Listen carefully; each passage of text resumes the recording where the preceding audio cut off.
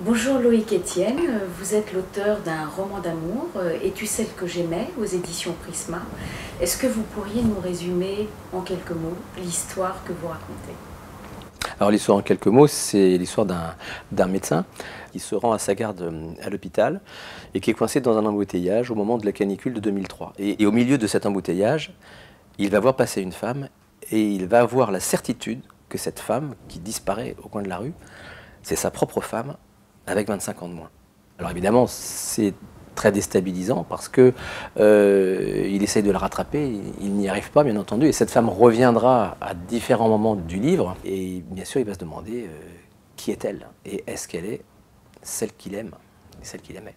Est-ce que ce serait pas finalement très audacieux de raconter une histoire d'amour qui dure à une époque où la moitié des couples divorcent à Paris?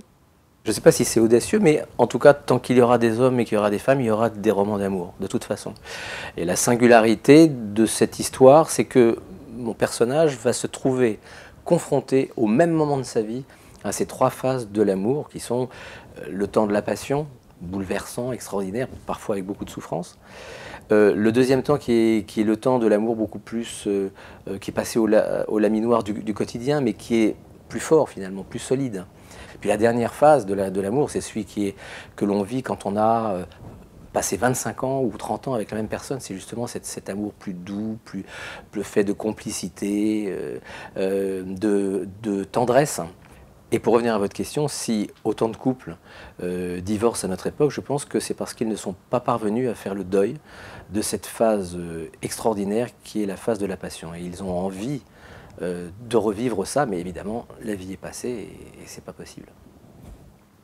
Loïc Etienne, pensez-vous que la crise du milieu de vie touche de manière inéluctable chaque homme, chaque femme, chaque couple?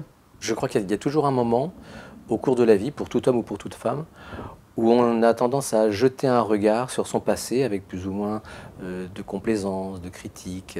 De ce fait, s'il ne fait pas ce travail à ce moment, il aura beaucoup de mal à finalement accepter tout son passé pour vivre le futur et essayer que ce futur soit un futur fait de bonheur. Donc je pense que la crise du milieu de vie est un moment salutaire et je crois inéluctable pour toute personne.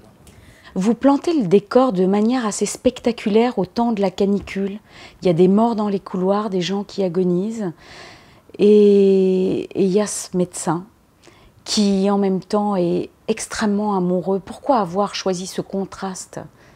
Dans la jeunesse du livre, je suis parti sur la première phrase qui était « Le soleil se jouait de tout ». Et je ne sais pas pourquoi, effectivement, je suis parti de cette histoire. Donc, effectivement, la canicule a été le point de départ.